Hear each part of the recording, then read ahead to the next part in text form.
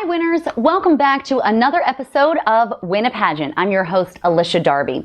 And today we're going to talk about how you can prepare for your interview in the few moments that you have before you actually walk into the interview room. Now, regardless of how your interview is, for some pageants they're one-on-one with a judge. Sometimes you're sitting down facing a panel of judges. Other times you're standing up. Sometimes they're super short or they're really long. You know, it doesn't matter what your interview is like. All of these things can still apply. So I do these in a step-by-step way. So I'm going to share them with you in a way that you can hopefully remember them. The first is a physical warm-up. So it's just for your body. The first thing that I do is I shrug my shoulders up to my ears and then I drop them down. Now, wherever you're watching this or listening to it, try this with me. Shrug your shoulders up to your ears and then like really high, as high as you possibly can go. And then on the count of three, you're just going to drop them. 1, 2, 3. And it really shakes out a lot of tension that you're holding your trap muscles up here, you know, all this stuff that you're holding your neck up all day.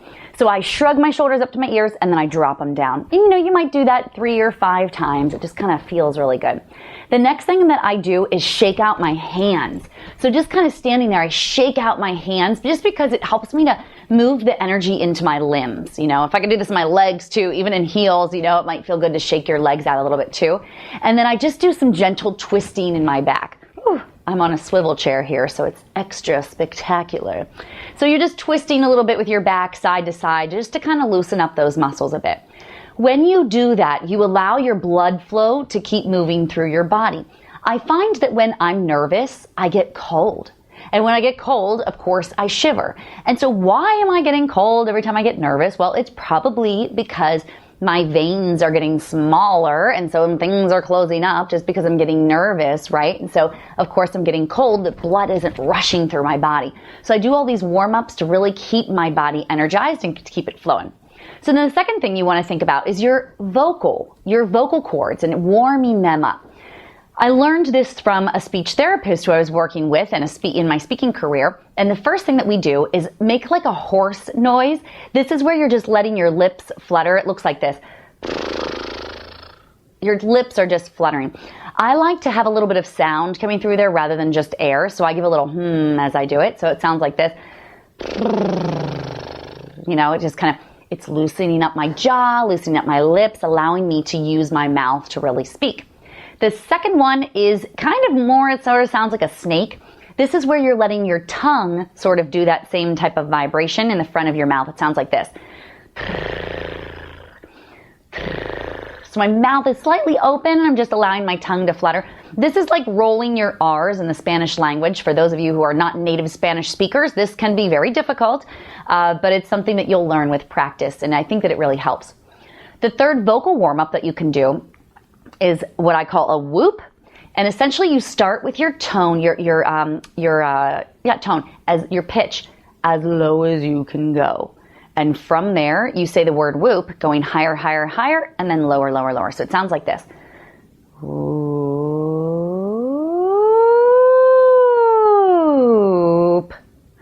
Whoop.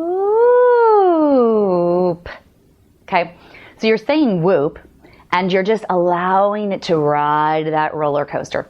Some people do just whoops going up and finish their whoop on the up like this. Whoop, whoop. Some people do it like that, and then they do several coming down. That's your choice. Whatever works best for you. Okay, then the final vocal warm-up that I want you to do, and now this one is like absolutely imperative. This will help you so much in your interview. What I found is that many of us, I actually learned this in a cheerleading competition when I was in high school. I was practicing for my cheer, like my individual cheer, and I don't remember the exact words of the cheer right now, but whatever it was, my voice was going so high. It was at this octave that was like super squealy. So instead of keeping it low and really strong and powerful, I was like cheering way up here. Go Cards! And it was like, no one wanted to listen to that, you know? So my cheer coach was like, what happened to you? You're like squealing. I didn't even realize it. But what I found with my clients that I'm working with now is as we get nervous, our tone starts to rise. That pitch comes all the way up. And suddenly you're talking this voice you've never even heard of before. It's really bizarre. So here's the way to eliminate that. You can start high, then go low, or you can start low, then high. I start high, and here's how I do it. I start speaking in a really high-pitched voice like this. Now, of course, I would never actually talk like this, but it's just for the practice. And then I make a really low voice like this, and I completely change the way that I sound, but it's really just for practice. You make a high voice and then a really low voice. And then when you speak in your normal voice again, it's much easier to find it. Now, personally, I have a lower pitched voice as my normal voice, but if I didn't know that from doing the high pitch and the low pitch, then maybe this would sound really low to me, or maybe it would sound really high to me. So by getting your normal pitch, this is where you want to host your interview from so that it's at a place of normalcy. Of course, you'll go up and down depending on your inflection.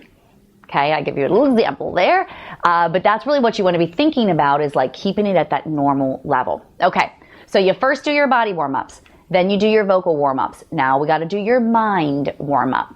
Again, key. This is key to your interview. If you remember nothing else, remember this moment, okay? So this is getting your mind going. When I practice mock interviews with my clients, I find that it takes them, it's like 3 minutes or so, sometimes 5 minutes.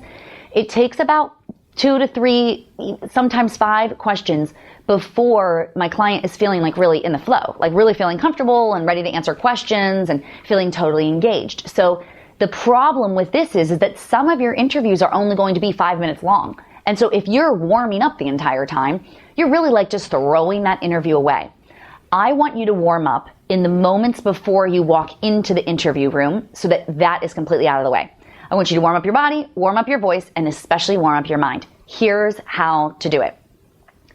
When I was competing, I would literally go to stand in front of a wall.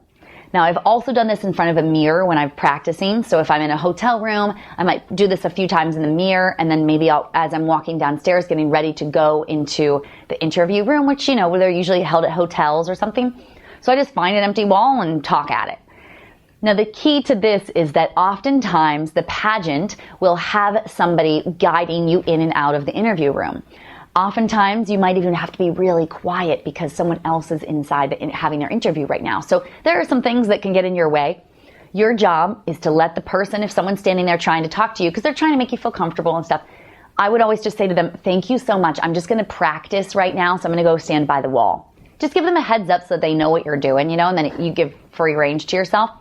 And then as you're doing it, you don't have to do it super loud. Just do it at a normal volume, you know. So here's what you do.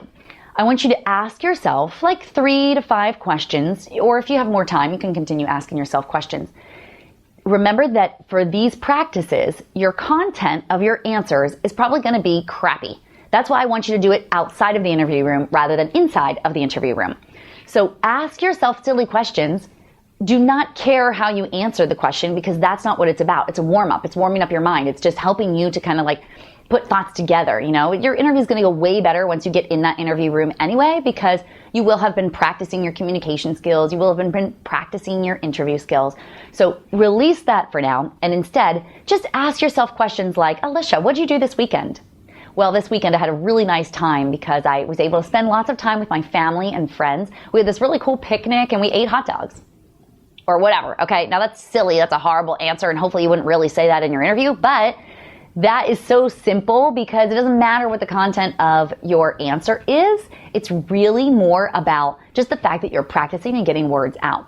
So then, bam, you ask yourself another question. Like, it doesn't matter if it's even silly. You just want to speak the answer. So you might say something like, Alycia, what's your favorite color? You know, my favorite color is purple because when I was a kid, I had no favorite color. All my friends did. And so I got out of my drawer, like all my clothes, and sorted them into color piles and discovered that the purple pile was the biggest. I actually have still to this day, at the age that I am in my 30s, I still have mostly purple clothes. So I guess purple must be my favorite color. Again, don't worry about your content. Only worry about the fact that you are warming up your mind. So these are a few things that you can do before you even walk into your interview. Remember, you're going to first warm up your body, then warm up your voice. Definitely make sure you do the horse and a snake, and then the whoops, okay? And then you want to do the high pitch, the low pitch, normal volume, normal pitch, normal tone, and then ask yourself like at least 2 or 3, if not like 5 questions before you walk into interview. By the time you walk into your interview, you're going to feel so energized, so refreshed. Your adrenaline's going to be pumping. You're going to be absolutely ready to just walk in there and put everything that you've learned prior to that into practice. But these key elements are really, really important.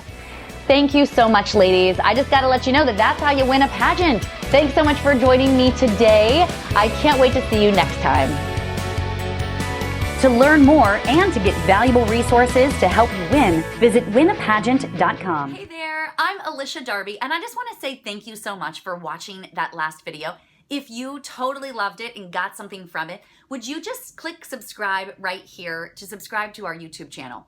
Hey, I am here for you, and I've got so many more trainings and videos for you. In fact, this one would be a really great one to watch next. Or if that topic doesn't interest you, then try this one. It's my most recent video training. So I think both of these would be really great for you. Thank you again so much for subscribing. I am honored to be your coach. I'll see you again soon.